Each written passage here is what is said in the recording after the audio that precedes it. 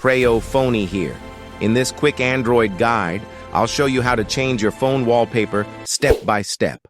Want to give your phone a fresh new look? You can set any photo as your wallpaper in just a few taps. Step 1. Open the Settings app on your Android phone, then tap Wallpapers and Personalization. Step 2. Now select Wallpapers from the menu. Here you'll find different wallpaper options. Step 3. Choose how you want to select your wallpaper.